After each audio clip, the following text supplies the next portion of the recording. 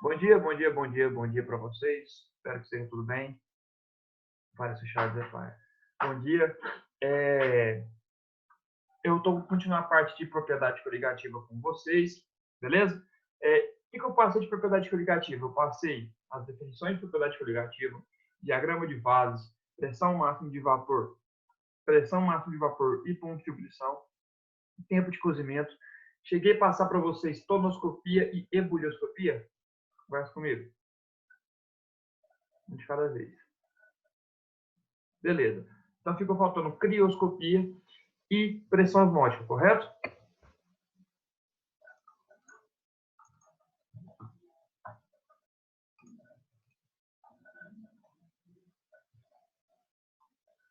Beleza, mas vou passar de novo ali, a gente vai dar uma lembrada. Deixa eu compartilhar com vocês a tela. Deixa eu abrir o chat aqui do lado. Vocês vão conversando comigo aqui, eu vou vendo o que está acontecendo. Vamos lá. Propriedade coligativa, vamos relembrar um pouco o que é essa parte de propriedade coligativa. São alterações às propriedades físicas de um solvente puro após a adição de um soluto não volátil, beleza? A gente tem que relembrar o que é a parte de volatilidade, é a facilidade, é a rapidez, a relação de facilidade e rapidez que uma substância passa do estado para o estado vapor. Quanto mais rápido e mais fácil uma substância muda o seu estado físico para vapor ou gasoso, mais volátil ela é.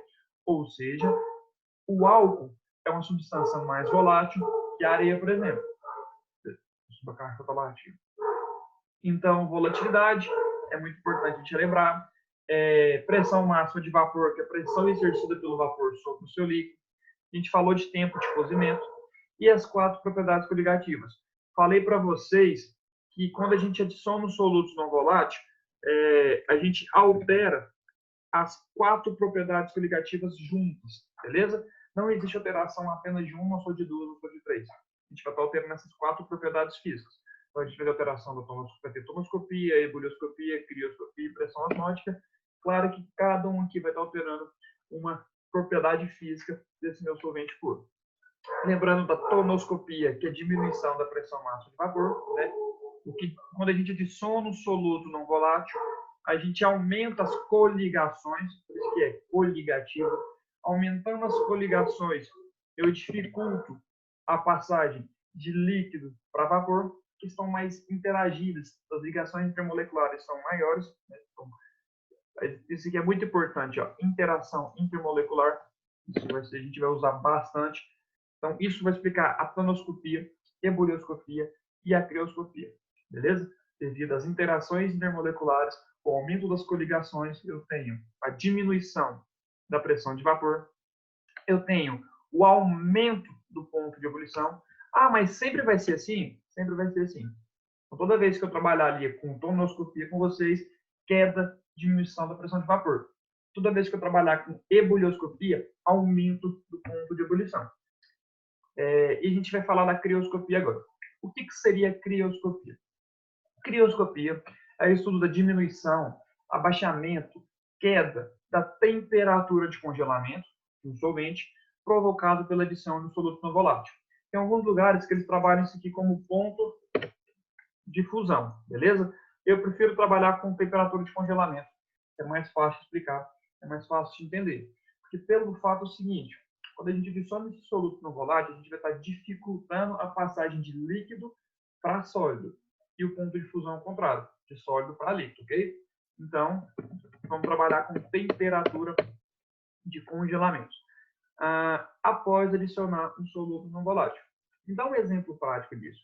É bem simples. Vamos supor o seguinte, que eu compro uma caixa de refrigerante, né, de latinha Coca-Cola, e está natural. E eu quero gelar isso o mais rápido possível. Se eu colocar num freezer muito bom, vai manter ele de menos 4, menos 4,5 graus Celsius, mas eu estou sem freezer, eu tenho uma caixa térmica e eu tenho um gelo. Então eu coloco ali nas latinhas, coloco o meu gelo, eu vou esperar um tempo, vai esfriar a minha latinha, né, vai deixar ela gelada. Só que tem um hack, tem um processo que a gente pode utilizar para gelar essa latinha mais rápido. Esse processo, o que a gente faz? A gente adiciona um pouco de sal grosso ou sal nesse meu gelo. O que acontece? A partir do momento que eu adiciono um soluto não volátil ao meu gelo, eu vou estar fazendo com que esse gelo derreta. Mas espera aí, não está fazendo sentido nenhum, professor. Coronavírus. Eu estou querendo gelar mais rápido, eu vou derreter meu gelo, que sentido que faz isso? É bem simples. A partir do momento que eu adiciono um soluto não volátil, eu vou estar diminuindo a temperatura de congelamento. Ou seja, aquele sistema que estava em menos 4 graus Celsius vai passar a ser líquido, o sistema estava sólido, a menos 4 graus Celsius. Ele vai passar a ser líquido a uma temperatura mais ou menos de menos 6, menos 7. Então, antes eu tinha sólido, eu tinha isso aqui a menos 4 graus Celsius. Quando eu adiciono o soluto não volátil, eu vou passar isso aqui para líquido e vou manter isso a menos 6 graus Celsius. O que gela mais rápido na bebida? Menos 4 ou menos 6? Menos 6. Quanto menor a temperatura, mais rápido eu vou gelar. Né? Então, se eu ficar lá sem camisa no Polo Norte, eu vou morrer de frio. Mas se eu ficar sem camisa aqui em Goiânia, eu vou morrer de calor. Então, quanto menor a temperatura, mais rápido vai gelar. O que acontece? Além de eu diminuir essa temperatura, eu vou estar mantendo essa água líquida a essa temperatura muito baixa. Mas espera aí. A água eu sei que se solidifica, vira gelo, a 0 graus Celsius. Mas você está mantendo ela líquida a menos 6? Sim. Através da adição do soluto não volátil, eu vou estar mantendo essa água líquida a uma temperatura muito baixa. Ou seja, eu preciso resfriar mais ainda para congelar essa minha água. Por isso que diminui a temperatura de congelamento. Um exemplo muito prático, muito simples a gente entender, é o seguinte. Lá no Polo Norte, eu tenho 2 tipos de água. A gente costuma ver muito em matérias, jornais ou mesmo em livros didáticos, falando que as geleiras são uma grande reserva de água potável. E realmente isso está certo. Vamos pensar o seguinte, geleira, água potável. Então tem no iceberg. Deixa eu desenhar no iceberg. Tem no iceberg. Esse meu iceberg, ele é água potável. Se ele é água potável, ele não tem soluto não volátil. Só que essas minhas geleiras de água potável estão em volta, submersos à água do mar. Então aqui está a minha água do mar. O que acontece? Nesse sistema, eu tenho uma única temperatura, né? Eu tenho uma temperatura muito baixa, só que eu estou tendo água líquida aqui na água do mar, e eu estou tendo água sólida no iceberg. Mas qual que é o sentido disso? Já que eu tenho uma mesma temperatura para o ambiente, era para todo mundo estar congelado ou todo mundo estar líquido. Por que isso acontece que apenas o iceberg está congelado e a água do mar não está? Bem simples. O iceberg, ele é água potável. Água potável não tem soluto não volátil. Tem alguns íons, a gente sabe que tem alguns íons, vai ter sódio, um pouquinho de sódio, um pouquinho de cloro, bem pouquinho. A água do mar é cheio de sal. Sal é um soluto não volátil. Por isso que essa temperatura ambiente, mesmo estando baixo, eu não consigo congelar essa água do mar. Pelo fato de quando eu adiciono um soluto não volátil, eu estou abaixando essa temperatura de congelamento.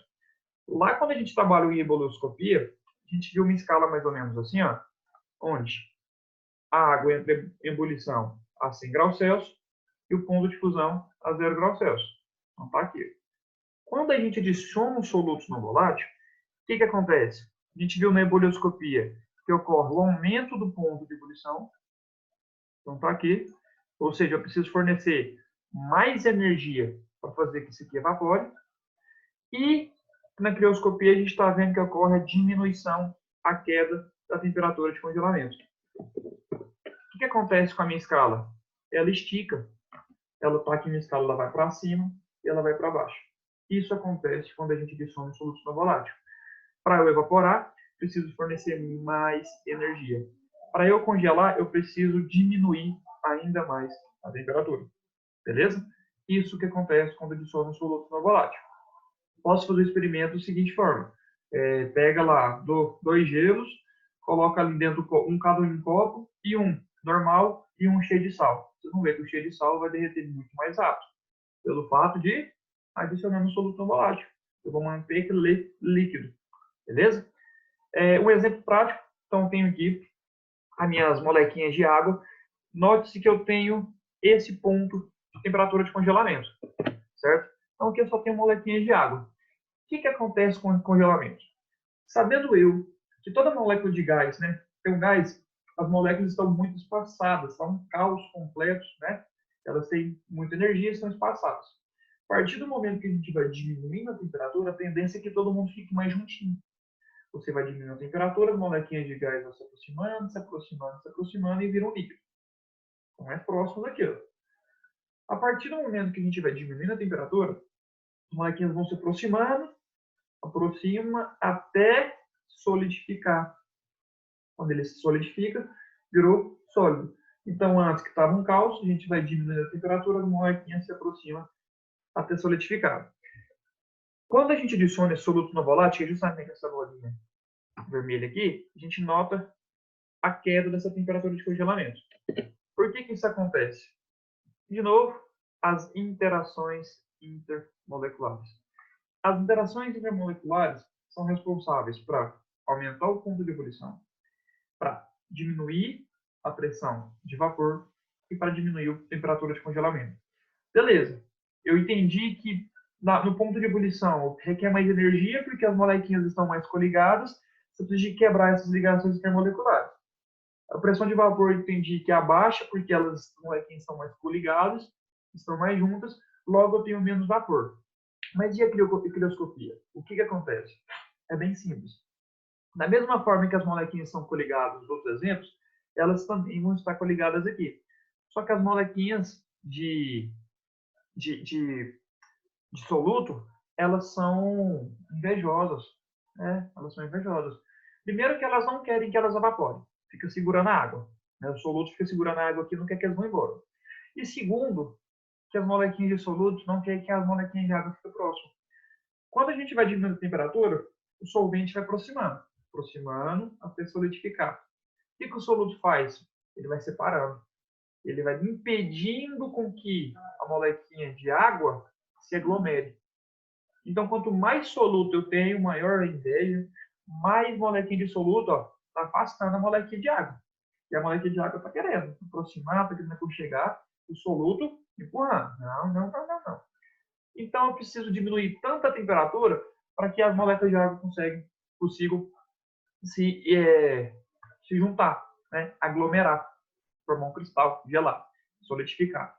Então, a partir do momento que eu adiciono um soluto não volátil, eu estou fazendo com que o meu soluto impeça a aglomeração da minha água. Uma coisa que eu falei muito na aula passada e vou continuar falando, é uma coisa muito importante da propriedade coligativa, é que depende única e exclusivamente da quantidade de soluto. Quanto mais soluto eu tenho, maior vai ser essa mesma variação de todas as propriedades. Quanto menos soluto eu tenho, menor a variação. Então, se eu tenho muito soluto, é muita molécula de soluto impedindo com que as moléculas de água se aproximem. Ou seja, a temperatura de congelamento cai mais ainda. Se a gente pegar, por exemplo, a água do rio Amazonas, ela vai congelar, sei lá, 0 graus Celsius, né? Menos 0,3. Agora, se eu pegar a água do Mar Morto, que é conhecido por uma alta concentração de sal, a temperatura de congelamento é muito baixa. Para a gente congelar aquela água, requer diminuir muito a temperatura. Porque a água do Mar Morto tem muita concentração de sal. Se tem muita concentração de sal, eu tenho muito soluto. Sal não é meu soluto não volátil. Se eu tenho muito soluto ali invejoso, eu tenho que diminuir muito a temperatura. Então, quanto maior a quantidade de soluto, menor essa minha temperatura. Tem como a gente analisar graficamente isso aí também. Note que esse gráfico de crioscopia é um pouco diferente do ebulioscopia e tonoscopia.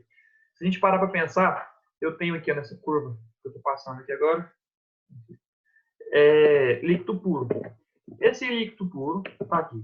Quando a gente adiciona os solutos no volátil, a gente tem a diminuição. Para a esquerda, diminui. A gente tem a diminuição, a queda nossa temperatura de congelamento. Lá na ebulioscopia, vamos analisar lá os gráficos rapidinho. Ó, na pressão, na tonoscopia, né, que é pressão de vapor. Na pressão de vapor, a setinha vem para baixo. Vem para baixo, diminui. Na ebullioscopia, a setinha veio para a direita. Se veio para a direita, aumenta. Na tonoscopia, a setinha é deslocada para a esquerda. É deslocada para a esquerda, ela diminui. Se a gente pensar aqui, ó, descendo no líquido puro, eu tinha uma temperatura, sei lá, de 0 graus Celsius para congelar. Quando eu adiciono solutos no volátil, eu tenho uma temperatura menor ainda. Eu preciso diminuir mais ainda essa temperatura, ok? Quanto mais soluto eu tenho, outro soluto aqui, quanto mais soluto eu tenho, menor ainda é a minha temperatura de congelamento. Está aqui. Seria outra temperatura de congelamento. Quanto mais soluto eu tenho, menor a minha temperatura de congelamento. Lembrando que a gente tem que pegar isso aí a uma pressão fixa, né? Eu não posso estar analisando pressões diferentes aí, senão vai dar ruim. Tranquilo? Então, esse é o meu gráfico de tonoscopia. Então, continuando, a gente vem para a pressão osmótica. Pressão osmótica. Primeiro, para a gente falar de pressão osmótica, eu preciso entender o que é osmose. O que seria essa osmose? Osmose é a passagem de solvente, apenas solvente, não tem passagem de soluto, não tem passagem de Na+, não tem passagem de Cl-, passagem de solvente, não é passagem de ônus, apenas solvente. Passagem de solvente de uma solução menos concentrada para uma solução mais concentrada, através de uma membrana semipermeável. O que acontece na osmose? A osmose é um processo espontâneo que ocorre a todo momento com as nossas células de todos os seres vivos, e o intuito é equilibrar as concentrações da solução dentro da célula com fora da célula. A partir do momento aí, transferindo solvente de dentro para fora ou de fora para dentro. Beleza? E quando a gente adiciona os solutos no volátil, a gente nota o aumento da pressão osmótica. O que seria essa pressão osmótica? Pressão osmótica é basicamente a força que a osmose está exercendo para passar esse solvente. Então, se eu tenho um meio desequilibrado de concentrações, a gente nota que em A eu tenho um meio menos concentrado. Então, que é o meio menos concentrado. Em B, eu tenho meio mais concentrado. Beleza? Se aqui é o meio menos concentrado, é meio mais concentrado, a ordem, né, o sentido de passagem de solvente é de cá para cá, a fim de equilibrar as concentrações. Se solvente está saindo de A e indo para B, eu estou perdendo solvente em A. Então, logicamente, o volume diminui. Contrapartida, em B, está ganhando solvente. A gente tem um aumento de volume. Ah, o volume vai ter que ser igual? Não. O que tem que ser igual para mim é concentração. E a gente tem alguns nomes para citar isso aí. Quando eu tenho um meio A menos concentrado, a gente chama de hipotônico. Hipotapovo. Quando a gente tem um meio muito concentrado, mais concentrado é muito hipertônico. E quando a gente consegue igualar as concentrações, lá na química eu falei isso para vocês muito, e vocês vão ver muito isso aqui, a palavra iso significa igual. Por exemplo, isótopo, isóbaro, isótono, isomeria, iso é igual. Então, se eu tenho um meio de concentrações iguais, eu tenho um meio isotônico. Quando eu coloco dois colchetes aqui, pessoal, isso aqui significa concentração, tá bom?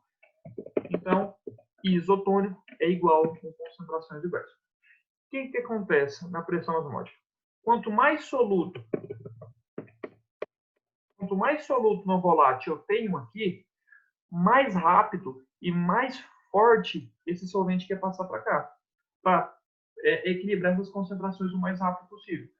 Então, se eu tenho concentrações muito diferentes uma da outra, vai ter uma força gigantesca de passagem de solvente. Isso é pressão osmótica. Pressão é força. Então, bem aqui, ó, está exercendo uma força. A gente chama de pressão. Como está acontecendo na osmose, a gente chama de pressão osmótica. Ok? Se eu tenho concentrações muito diferentes, eu tenho uma pressão osmótica muito grande. Então, quando a gente adiciona um soluto no volátil, o que eu estou fazendo? Estou adicionando um soluto no volátil e estou aumentando a concentração. Então, na osmose, eu tenho um meio pouco concentrado, eu tenho um meio muito concentrado. Eu vou estar passando solvente de cá para cá para deixar as concentrações iguais. Se eu tenho um meio muito concentrado e pouco concentrado, com uma diferença muito grande, aqui, ó, a diferença de concentração é muito grande, essa pressão aqui, ó, ela é muito, essa pressão aqui de passagem é muito grande, que é justamente a minha pressão osmótica, beleza? Essa parte até agora que tá de boa para vocês, conversa comigo. Então, beleza. O que acontece na pressão osmótica? Tem um caso que a gente pode impedir essa pressão osmótica. Por exemplo, eu sei que tem passagem de solvente de cá para cá, beleza? Se eu adicionar uma força mecânica externa aqui, ou seja, uma pressão externa, eu vou impedir a passagem de solvente de cá para cá. A gente chama aqui de pressão mecânica. Ou a força, né? Simples. O que acontece? Se essa pressão osmótica for muito grande, eu tenho que fazer uma pressão mecânica muito grande. Então tem como a gente medir isso aqui. Tem como também a gente fazer uma coisa chamada osmose reversa. O que é osmose? Passagem de solvente do menos para o mais. O que é osmose reversa? Passagem de solvente do mais para o menos. O que isso significa? Eu vou estar adicionando uma pressão muito grande, fazendo com que a água tome seu curso contrário, é um processo forçado. Isso aqui a gente utiliza muito na dessalinização da água. Então, eu tenho aqui, ó, eu tenho água do mar, aqui eu tenho água do mar, e aqui eu tenho água potável. Aí, o normal é passar de cá para cá, né? Do menos para o mais. O que eu faço? Eu coloco uma pressão muito grande para tirar a água daqui. Isso eu vou estar tirando água potável, tá? Quando a gente fazer exercício, fica mais fácil. Eu preparei bastante exercício aqui nesse material, fica mais fácil a gente identificar. Aí a gente tem um macete. O macete é o seguinte, eu falo para vocês que o tempo está em cima. O tempo está em cima. Esse M é imaginário. Mas o que é esse PE, PO, TC, PV? É bem simples. Tempo está em cima, TE, temperatura de ebulição, PO, pressão osmótica, TC, temperatura de congelamento, PV, pressão de vapor. Então, o tempo está em cima, TC, PV está embaixo. O que é o macete? Tem uma musiquinha de uma banda chamada As Meninas, muito conhecida, que ela assim, bom, xi, bom, bom, bom, bom. Aquela música vai ensinar a gente a fazer, a gente decorar o que vai subir, o que vai descer. A música tem uma hora que ela fala o seguinte, ó, é bom, bom, bom, bom, bom. Ela fala assim, ó, e o de cima sobe e o de baixo desce. O tempo tá aqui, ó, o M imaginário, o de cima sobe e o de baixo desce. Como o tempo está em cima e quem vai subir é o de cima, a gente sabe, ó, a temperatura de ebulição sempre vai subir, a pressão osmótica sempre vai subir. Já o TC, que é a temperatura de congelamento, diminui e a pressão de vapor diminui. Sempre vai ser assim? Sempre vai ser assim. Então, de novo, o tempo está em cima. Se o tempo está em cima, tempo em cima, TCPV embaixo. Tempo em cima, TCPV embaixo. Então, a música das meninas, o de cima sobe e o de baixo desce. Então, sempre a temperatura de ebulição vai subir, sempre a pressão osmótica vai subir, sempre a temperatura de congelamento vai descer e sempre a pressão de vapor vai descer. Beleza? Então, decorou esse macetezinho, fica bem tranquilo a gente entender. De novo, as meninas, bom, bom, bom, bom, e o de cima sobe e o de baixo desce. Acabou. Então, toda vez que eu adiciono um soluto no volátil a uma solução, eu vou estar alterando essas 4 propriedades físicas do meu solvente puro. Quanto mais soluto eu tenho, maior vai ser a minha alteração. Não importa a natureza do meu soluto, seja ele covalente, seja ele iônico. O que me importa é a quantidade. Beleza? Alguma dúvida em relação a isso, pessoal? Conversa comigo. O macete ficou claro para vocês?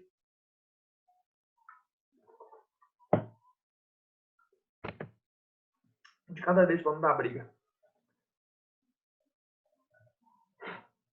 Beleza.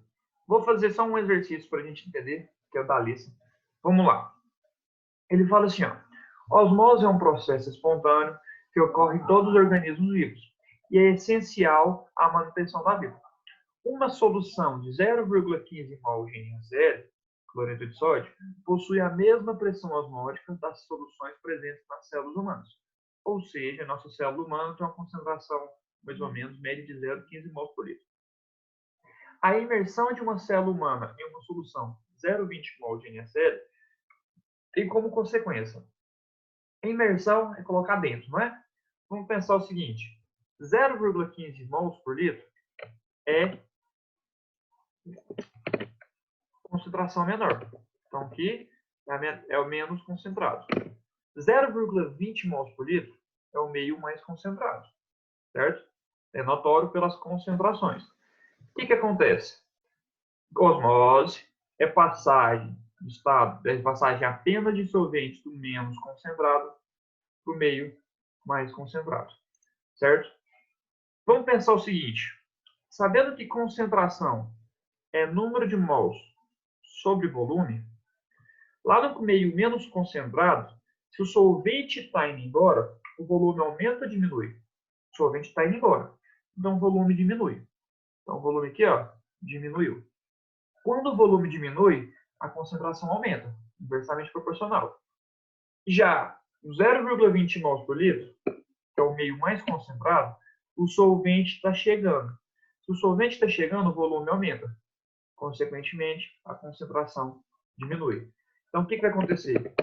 Aqui, eu vou ter um aumento de concentração e uma diminuição de volume. Aqui eu tenho um aumento de volume e uma diminuição de concentração, a fim de igualar. Se a gente fazer uma média aritmética, os dois, multiplicando 0,20, multiplicando, não, somando, né? Mais 0,15, a gente vai chegar em 0,35. Como são duas concentrações, a gente vai achar que vai dar 0,175. Então, no final, eu vou ter a concentração dos dois meios de 0,75 mols por litro. Beleza? É um cálculo bem simples, tá? Vamos para as questões.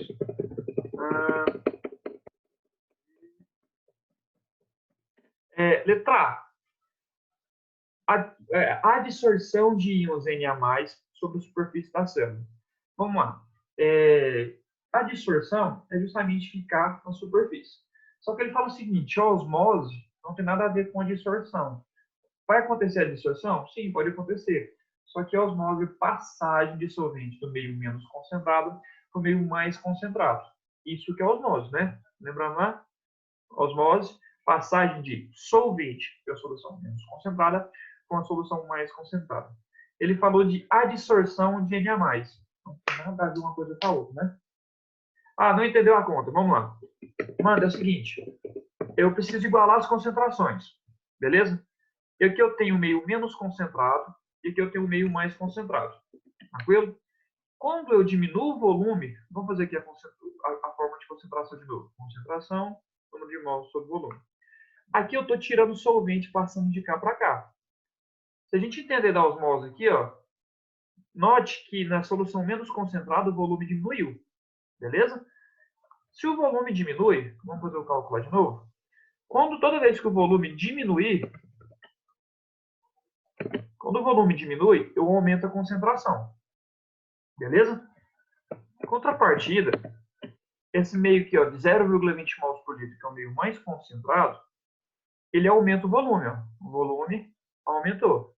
Da mesma proporção que o outro diminui. Né? Porque um está saindo, diminuiu, o outro está chegando, aumenta o volume.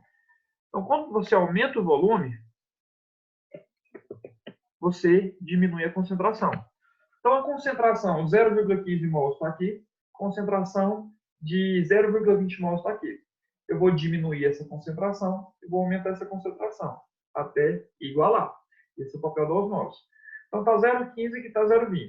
Se eu aumento um aqui, eu diminuo um de cá. Então, 0,15 fica 0,16, 0,19. Vou aumentar mais um, 0,17, 0,18. Qual que é o meio termo de 0,17 e 0,18?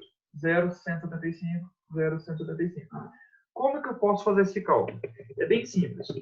Quando eu estou trabalhando com osmose, eu vou pegar as duas concentrações, vou pegar a menor concentração, mais a maior concentração. Peguei as duas concentrações aqui.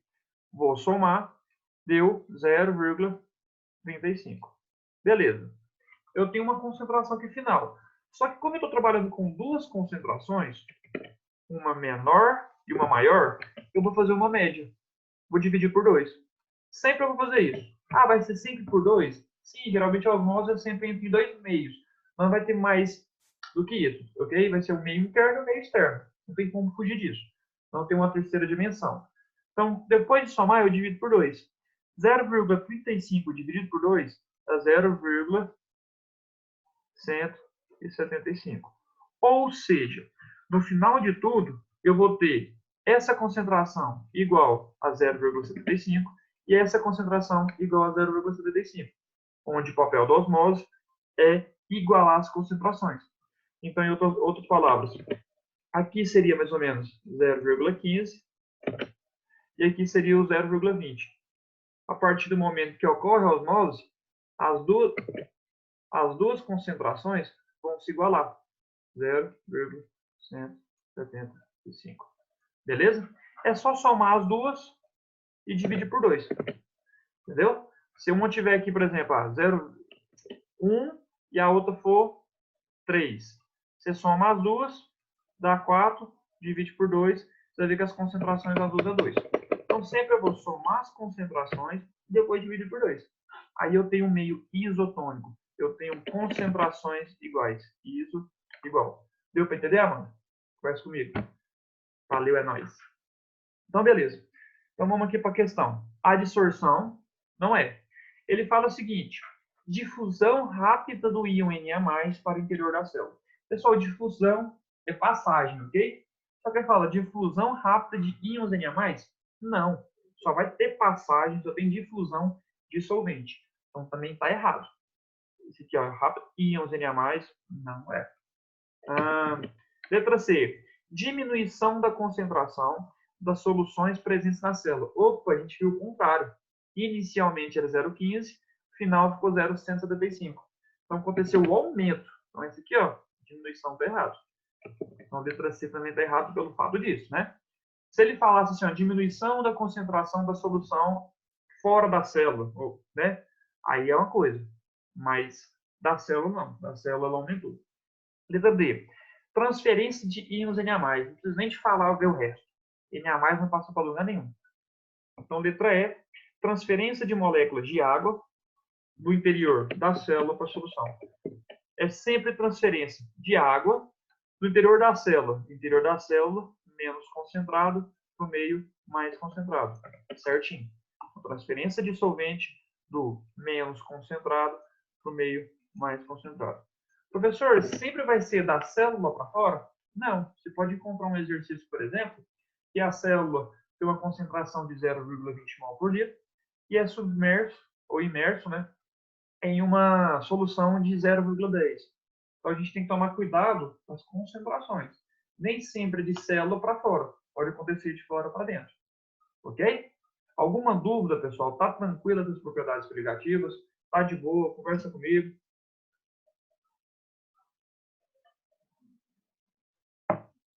Me fala um de cada vez para não dar briga. Beleza. Próxima aula eu só vou pedir para vocês não ficarem riscando aqui, igual riscar de preto aqui em cima, riscar aqui do lado, porque atrapalha, beleza? Eu vou disponibilizar essa aula para vocês e quando vocês forem estudar, pegar essa aula, fica estranho riscado, fica estranho feio. Então, eu fiz o slide bonitinho para deixar o mais didático possível para vocês. Então, conto com a colaboração de vocês, não fica riscando não, beleza? Não fica pai, fica parecendo que vocês estão deixando essa aula como não é aula, vou riscar, não estou querendo prestar atenção. Isso é ruim. Então, da próxima vez, pelo amor de Deus, para de riscar, acho que está na hora da gente ter uma maturidade aí, né, de prestar atenção e tudo mais. Próxima aula eu vou estar resolvendo só exercício, então deixei bastante exercício aqui pra gente. Alguns exercícios da lista que eu passei para vocês, outros exercícios eu peguei de uma outra lista, beleza? Pra gente estar só resolvendo. Então, novamente, para de riscar, isso atrapalha o professor, né? Isso é ruim. E, por último, eu vou mostrar um experimento para vocês rapidinho. Será que vai dar tempo? 1 minuto. Acho que não, hein? Deixa eu ver. Vamos ver se vai dar certo aqui. Eu fiz... Acho que não vai dar certo. Vira.